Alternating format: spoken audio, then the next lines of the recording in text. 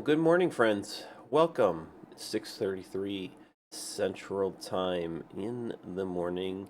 It's West Tennessee Dave, and I am live to you this morning with you on Twitch. And if you're here, you know that. And if you're coming later, you might not.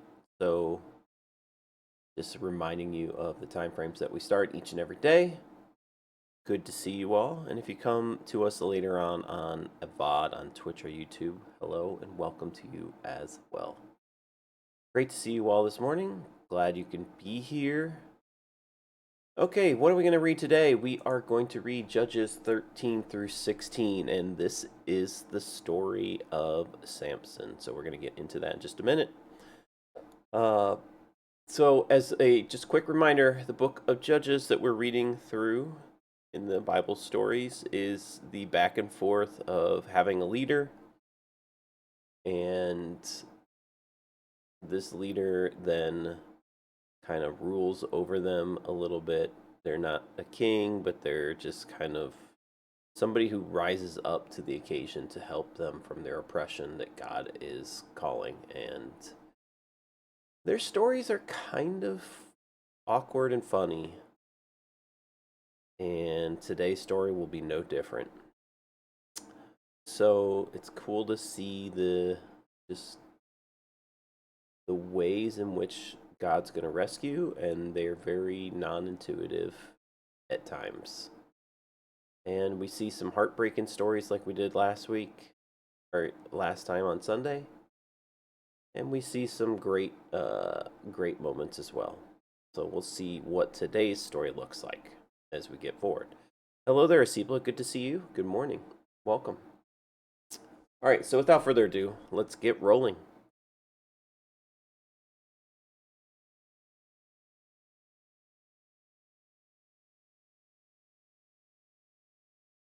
Again, the Israelites did evil in the Lord's sight.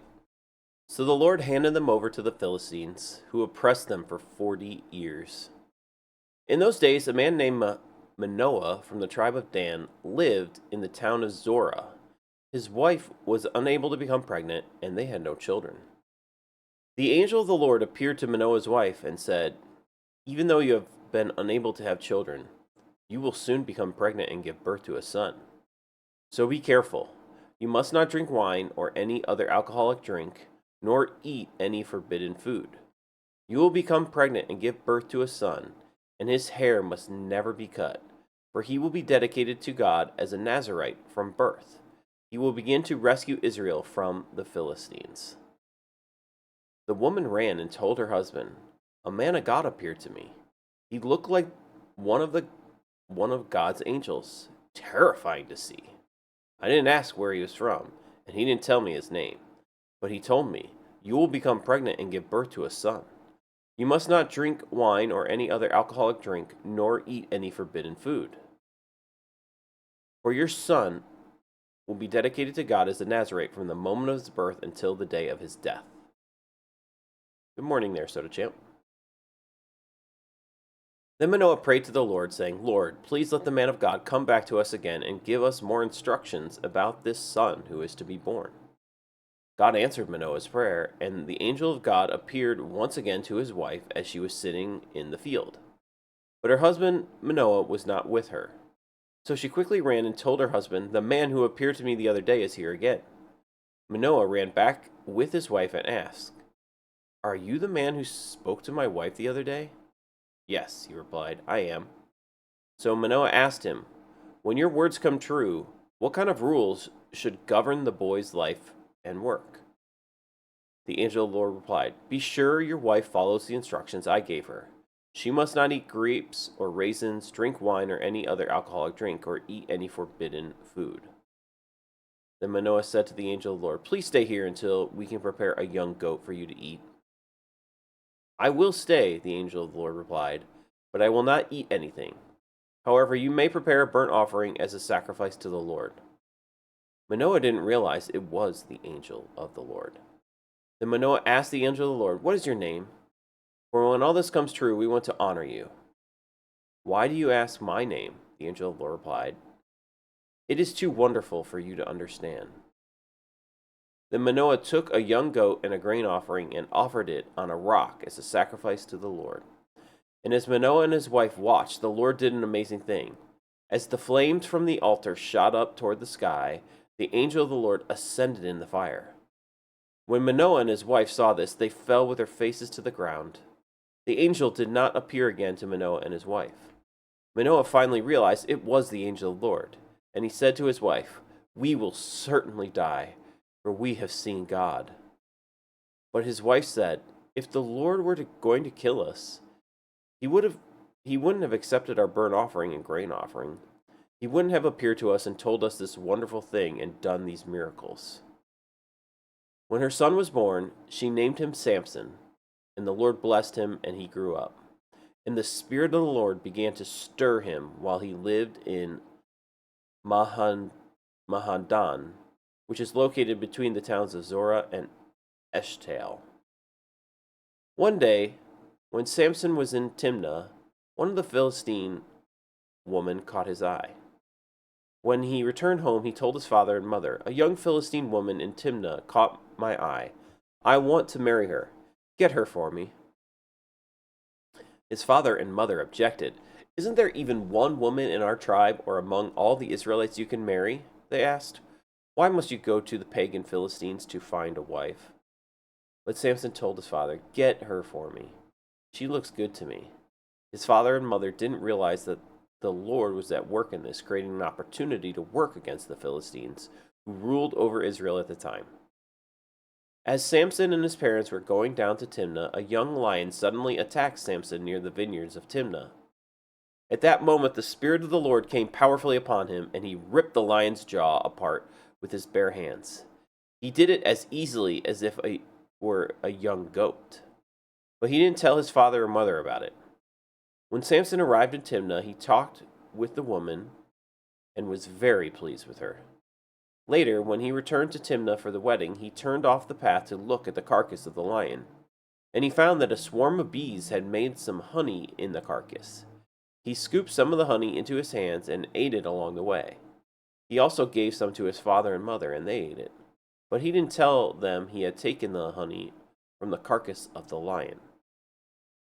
As his father was making final arrangements for the marriage, Samson threw a party at Timnah, as was the custom for elite young men. When the bride's parents saw him, they selected 30 young men from the town to be his companions. Samson said to them, "Let me tell you a riddle. If you solve my riddle during the 7 days of the celebration, I will give you 30 fine linen robes and 30 sets of festive clothing. But if you can't solve it, then you must give me 30 fine linen robes and 30 sets of festive clothing." "All right," they agreed. "Let's hear your riddle." So he set out. Out of the one who eats came something to eat. Out of the strong came something sweet. 3 days later, they were still trying to figure it out. On the 4th day, they said to Samson's wife, "Entice your husband to explain the riddle for us, or we will burn down your father's house with you in it. Did you invite us to this party just to make us poor?" So Samson's wife came to him in tears and said, "You don't love me. You hate me. You have given my people a riddle, but you haven't told me the answer." "I haven't even given the answer to my father or mother," he replied. "Why should I tell you?" So she cried whenever she was with him and kept it up for the rest of the celebration. At last, on the 7th day, he told her the answer because she was tormenting him with her nagging. Then she explained the riddle to the young men. So before sunset on the 7th day, the men of the town came to Samson with their answer. "What is sweeter than honey? What is stronger than a lion?" Samson replied, "If you hadn't plowed with my heifer, you wouldn't have solved my riddle." Then the Spirit of the Lord came up powerfully upon him. He went down to the town of Ashkelon, killed 30 men, took their belongings, and gave their clothing to the men who had solved his riddle. But Samson was furious about what had happened, and he went back home to live with his father and mother. So his wife was given in marriage to a man who had been Samson's best man at the wedding. Later on, during the wheat harvest, Samson took a young goat and presented as a present to his wife. He said, "I'm going to my wife's room to sleep with her," but her father wouldn't let him in. "I truly thought you must hate her," her father explained. so I gave her in marriage to your best man. But look, her younger sister is even more beautiful than she is. Marry her instead." Samson said, "This time I cannot be blamed for everything I'm going to do to you Philistines." Then he went out and caught 300 foxes. He tied their tails together in pairs, and he fastened a torch to each pair of tails. Then he lit the torches and let the foxes run through the grain fields of the Philistines. He burned all their grain to the ground, including the sheaves and the uncut grain. He also destroyed their vineyards and olive groves. "Who did this?" the Philistines demanded. "Samson," was the reply, "because his father-in-law from Timnah gave Samson's wife to be married to his best man." So the Philistines went and got the woman and her father and burned them to death. "Because you did this," Samson vowed, "I won't rest until I take revenge on you." So he attacked the Philistines with great fury and killed many of them. Then he went to live in a cave in the rock of Etam. The Philistines retaliated by setting up camp in Judah and spreading out near the town of Lehi. The men of Judah asked the Philistines, "Why are you attacking us?" The Philistines replied, We've come to capture Samson. We've come to pay him back for what he did to us." So 3,000 men of Judah went down to get Samson at the cave in the rock of Etam. They said to Samson, "Don't you realize that the Philistines rule over us? What are you doing to us?" But Samson replied, "I only did to them what they did to me." But the men of Judah told him, "We have come to tie you up and hand you over to the Philistines." "All right," Samson said, "but promise that you won't kill me yourselves." "We will only tie you up and hand you over to the Philistines," they replied. "We won't kill you." So they tied him up with 2 new ropes and brought him up from the rock. As Samson arrived at Lehi, the Philistines came shouting in triumph, but the Spirit of the Lord came powerfully upon Samson, and he snapped the ropes on his arms as if they were burnt strands of flax, and they fell from his wrist. Then he found the jawbone of a recently killed donkey. He picked it up and killed 1,000 Philistines with it. Then Samson said, "With the jawbone of a donkey, I piled them in heaps. With the jawbone of a donkey, I've killed 1,000 men." When he finished his boasting, he threw away the jawbone, and the place was named Jawbone Hill. Samson was now very thirsty, and he cried out to the Lord, "You have accomplished this great victory by the strength of your servant. Must I now die of thirst and fall into the hands of pagans?" So God caused water to gush out of a hollow in the ground at Lehi, and Samson was revived as he drank. Then he named the place the Spring of the One Who Cried Out, and it is still in Lehi to this day. Samson judged Israel for 20 years during the period when the Philistines dominated the land.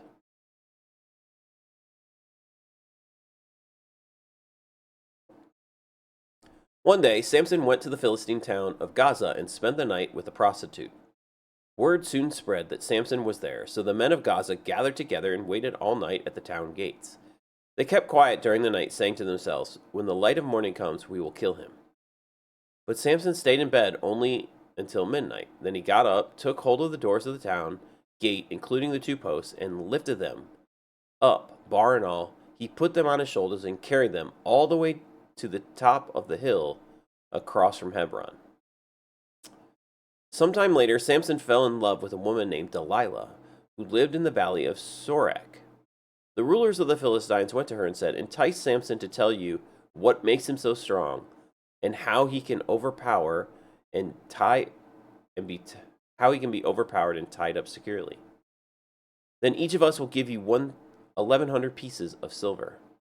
So Delilah said to Samson, "Please tell me what makes you so strong, and what it would take to tie you up securely."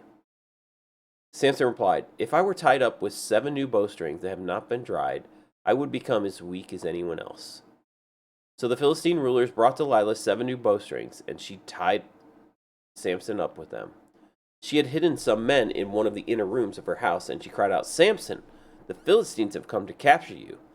But Samson snapped the bowstrings as a piece of string snaps when it is burned by fire. So the secret of his strength was not discovered. Afterward, Delilah said to him, "You've been making fun of me and telling me lies. Now please tell me, how you can be tied up securely. Samson replied, "If I were tied up with brand new ropes that had never been used, I would become as weak as anyone else." So Delilah took new ropes and tied him up with them. The men were hiding in the inner room as before, and again Delilah cried out, "Samson, the Philistines have come to capture you." But again Samson snapped the ropes from his arms as if they were thread. Then Delilah said, "You've been making fun of me and telling me lies. Now tell me, how can you be tied up securely?" Samson replied, "If you were to weave the 7 braids of my hair into a fabric on your loom and tighten it with the loom shuttle, I would become as weak as anyone else." So while he slept, Delilah wove the 7 braids of his hair into the fabric. Then she tightened it with the loom shuttle. Again she cried out, "Samson, the Philistines have come to capture you." But Samson woke up, pulled back the loom shuttle, and yanked his hair away from the loom and the fabric. Then Delilah pouted. "How can you tell me I love you when you don't share your secrets with me? You made fun of me 3 times now, and you still haven't told me what makes you so strong." She tormented him with her nagging day after day until he was sick to death of it. Finally, Samson shared his secret with her. "My hair has never been cut," he confessed, "for I was dedicated to God as a Nazarite from birth. If my head were shaved, my strength would leave me, and I would become as weak as anyone else." Delilah realized he had finally told her the truth. So she sent for the Philistine rulers. "Come back one more time," she said, "for he has finally told me a secret." So the Philistine rulers returned with the money in their hands. Delilah lulled Samson to sleep with his head in her lap. Then she called in a man to shave off the 7 locks of his hair. In this way she began to bring him down, and his strength left him. Then she cried out, Samson, the Philistines have come to capture you." When he woke up, he thought, "I will do as before and shake myself free," but he didn't realize that the Lord had left him. So the Philistines captured him and gouged out his eyes. They took him to Gaza, where he was bound with bronze chains and forced to grind grain in the prison. But before long, his hair began to grow back. The Philistine rulers held a great festival, offering sacrifices and praising their god Dagon. They said, "Our God is giving us victory over our enemy Samson." When the people saw him, they praised their God, saying, "Our God has delivered our enemy to us. The one who killed so many of us is now in our power." Half drunk by now, the people demanded, "Bring out Samson so he can amuse us." So he was brought from the prison to amuse them, and they had him stand between the pillars supporting the roof. Samson said to the young servant who was leading him by the hand, "Place my hand against the pillars that hold the temple up. I want to rest against them." Now the temple was completely filled with people. All the Philistine rulers were there, and there were about 3,000 men and women on the roof who were watching as Samson amused them. Then Samson prayed to the Lord, "Sovereign Lord, remember me again. O God, please strengthen me just one more time. With one blow, let me pay back the Philistines for the loss of my 2 eyes." Then Samson put his hands on the 2 center pillars that held up the temple. Pushing against them with both hands, he prayed, "Let me die with the Philistines." And the temple crashed down on the Philistine rulers, and all the people died. So he killed more people when he died than when he had during his entire lifetime. Later, his brothers and other relatives went down to get his body. They took him back home and buried him between Zorah and Eshtaol, where his father Manoah was buried. Samson had judged Israel for 20 years. Okay, and that is the reading of our story of Samson today. Thank you guys for being here. I appreciate that.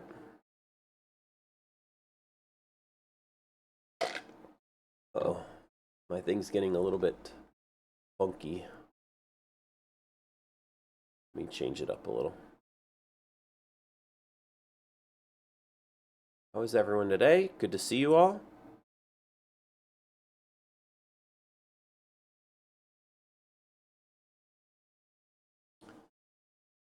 All right. So we have the story of Samson today. And one of the things that's interesting about this story, and you see it at the beginning, You see the parents of Samson getting a visitation from the angel of the Lord. And we've seen this before. The angel of the Lord comes and people fall on their faces and they're terrified and they think they're going to die. This is just over and over and over again how people respond when they see this angel. So, one, it must be terrifying. And two, they just had this concept. They have this concept that they have to not see the angel of the Lord. If you see the angel of the Lord, you're going to die. They must think this because everyone throughout Scripture to this point has said, we're going to die. We've seen the angel of the Lord.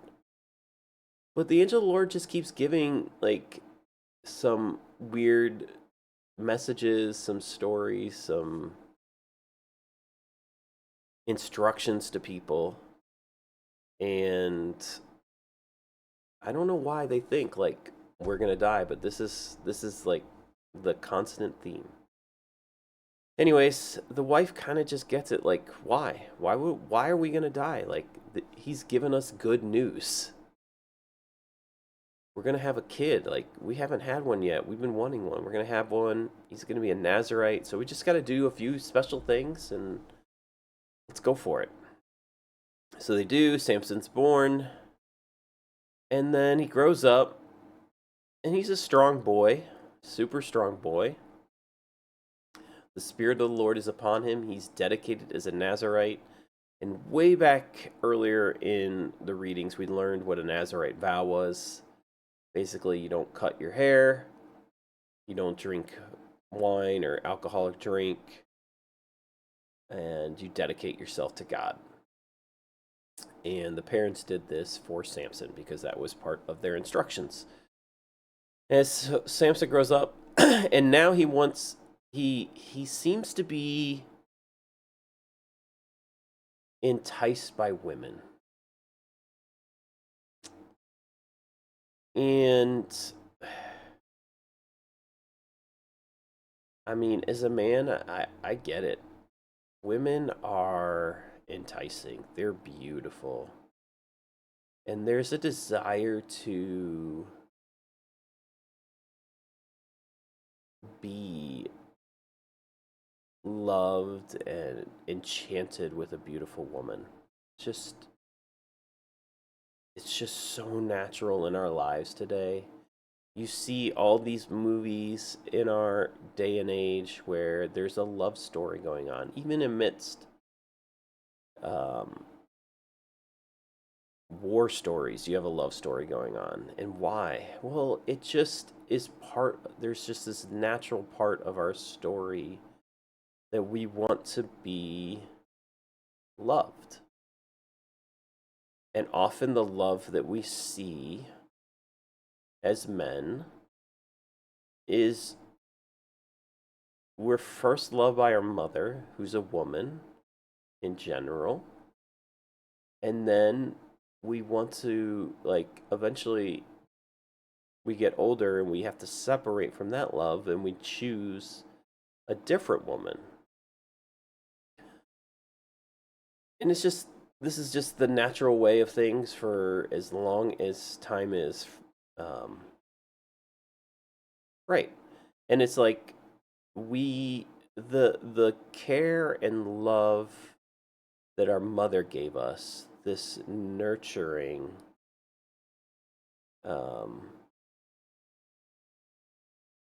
is often a skill set that women have, better so than men in general.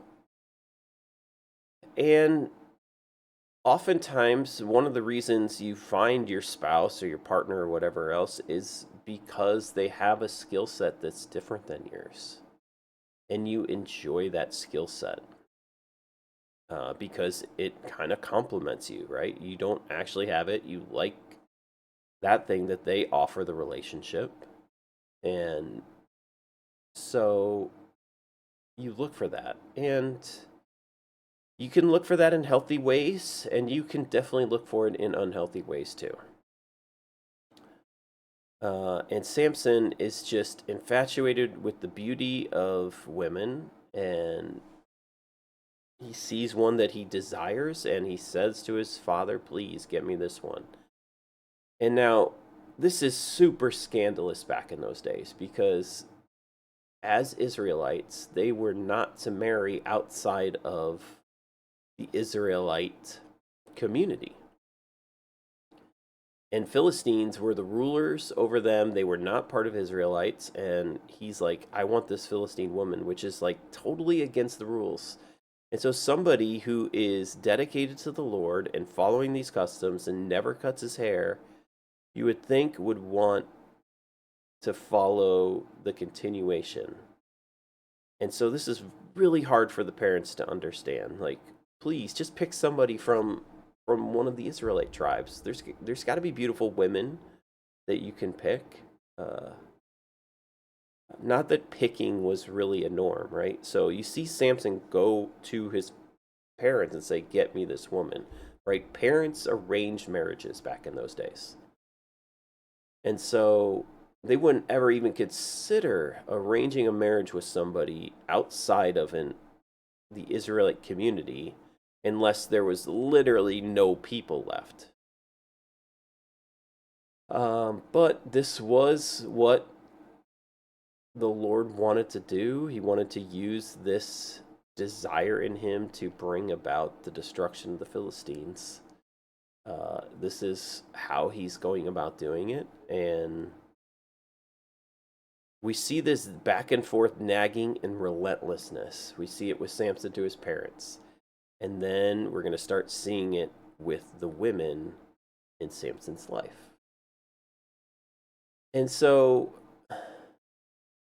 often in our lives, whether it's our friends, our family members, our our spouses,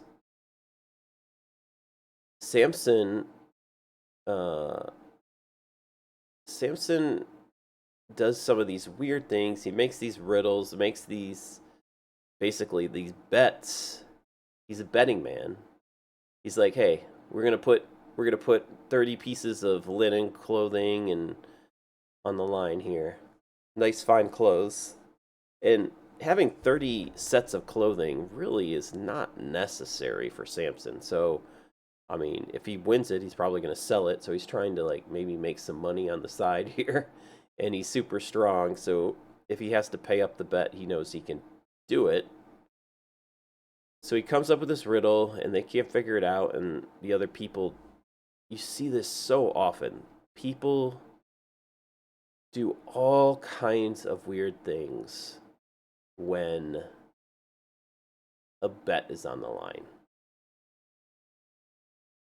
And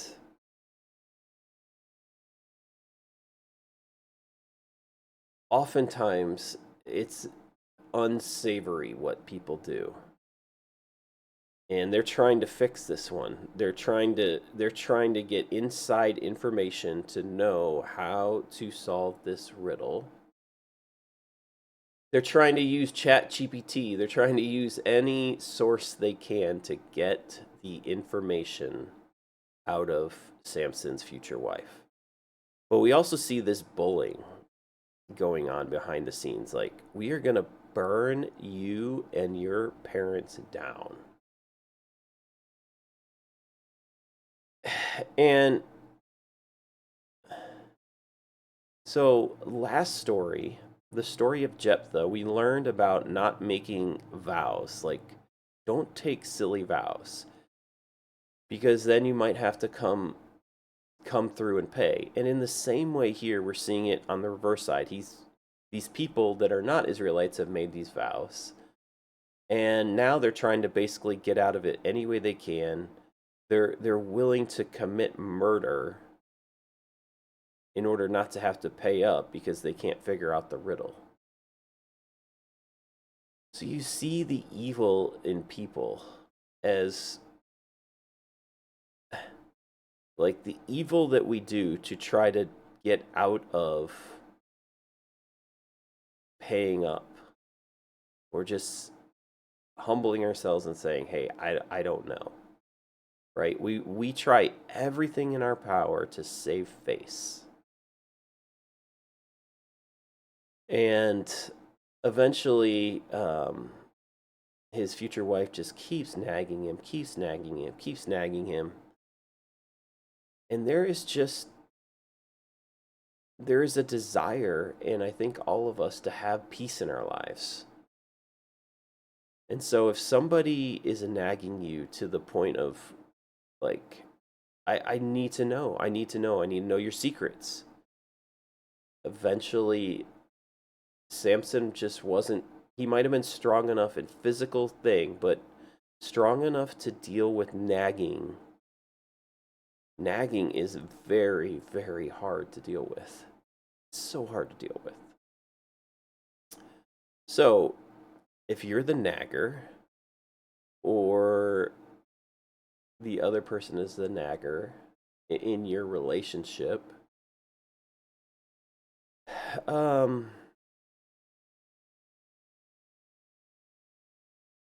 just recommend, like, you just have to stop, because you're going to force the other person to do something they probably don't want to do. You're going to put them in spots that are not very helpful. And if they're the ones doing it, right, like, I think you should just say something like, this behavior is not very good. It's not helpful. And what is it going to lead to? Probably something that's not good either. Who wants to be nagged all the time? Right? So we just see this bullying and nagging back and forth, all these characteristics that just, they don't allow us to make great choices. And the other thing is, like, we see this desire of Samson to just have a woman in his life, to be, he likes to be with a beautiful woman. And I mean, as a man, I get that. Who doesn't want to be with a beautiful woman? But it has to be more than just being with a beautiful woman. It has to be with somebody that you're going to trust and love. And in the same way, they're using that same message against him.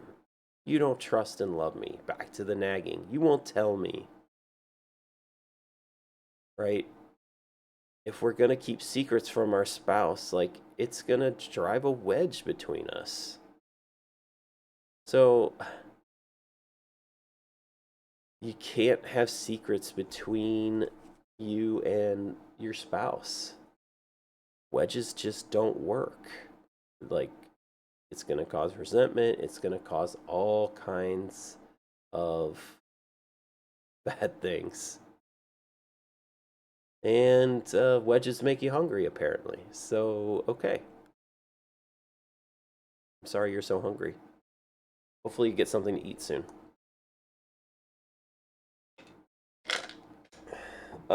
Anyway, sometimes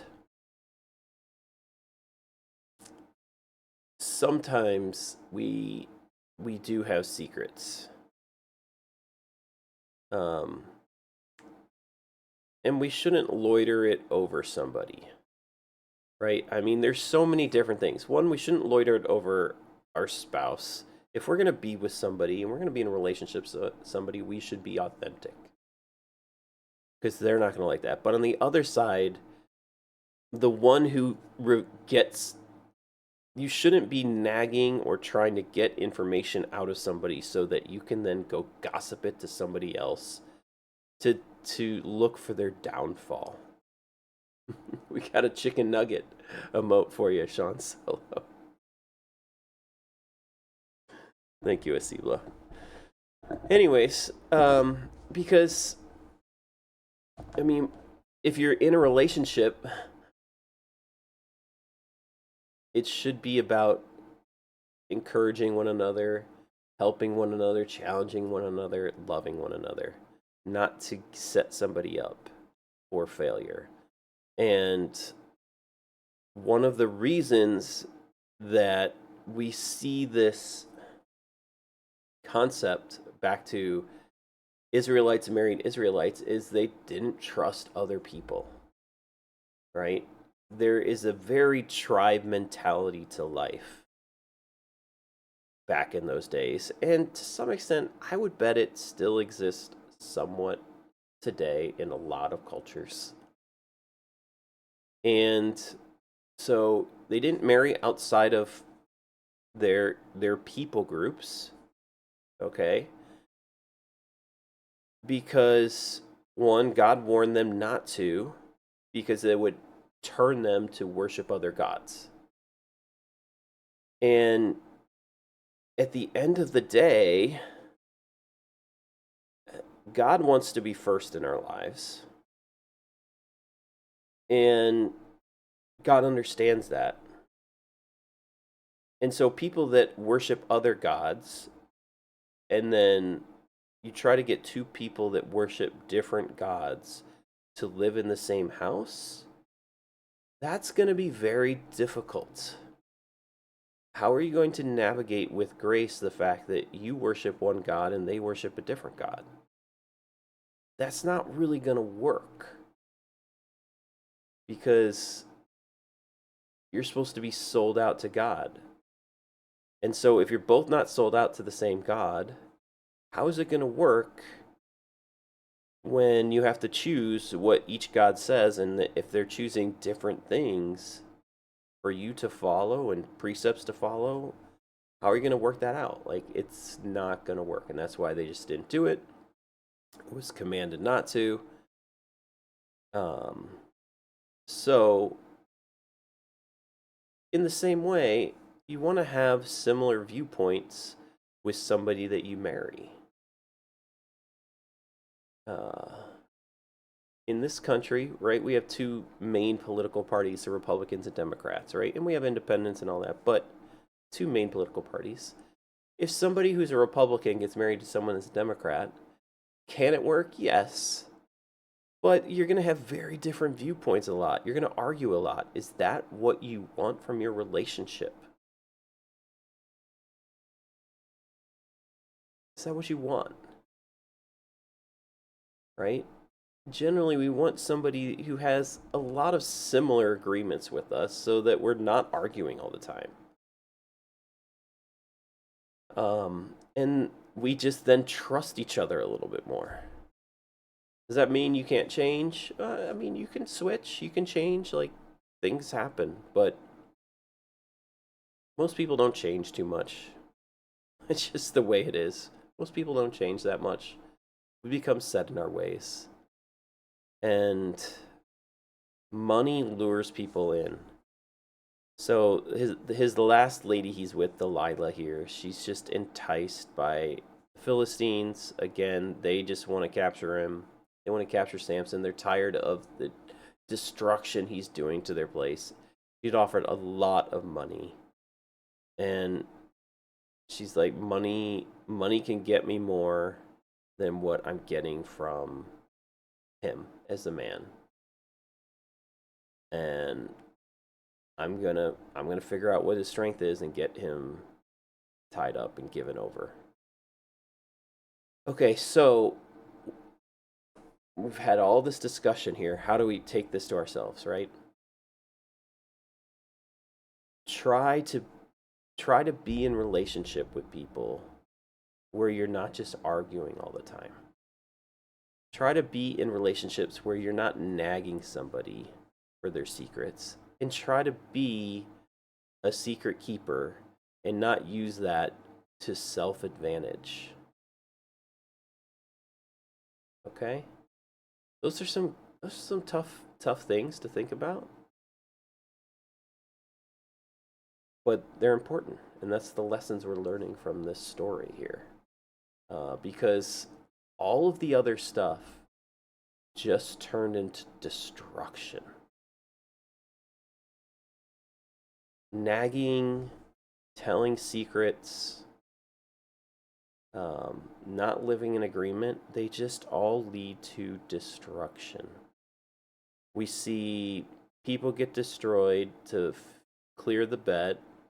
We see a wife being handed off to somebody else. That leads to more destruction and anger. And then we see uh, eventually the eyes gouged out of Samson, but he eventually comes through and destroys the temple of the Philistines. So, negativity and bad things breed bad things, right? They say if you want to eat a good fruit, plant good fruit. If you want a bad fruit, plant bad fruit. And this is what you see cropping up here in this story. So choose today what kind of fruit you're going to plant in the lives of yourself and others around you. And hopefully it's good stuff. So all right. That's where I felt like we were supposed to go today as we come here. So thank you for being here. Thank you for listening. Let me know if you guys heard something in these stories or this moment that just challenged you or encouraged you. I know Sean was hungry. Man, I'm thirsty. I need to get some water here. You are welcome. You are welcome. Thanks for being here. We'll be back again on Friday morning for the next reading, and I'll be back I think Wednesday night to play some cards. One of my normal schedules with you guys, so good to see you all. Thank you for being here. Sean Solo, Soda Champ, Acebla, thanks for the commentaries, and anyone else that's out there just lurking, thank you for being. You're always allowed to lurk. It's always good to say hello too, though, so if you're here, say hello. I can say hello back. But thank you. Thank you for being here. Thank you for listening to the story. Not every story is as life applicable, but we can find the heart meanings in a lot of them if we just let God really speak to us in how we're supposed to navigate these things. So, all right. Thank you. I will see you guys on a stream shortly.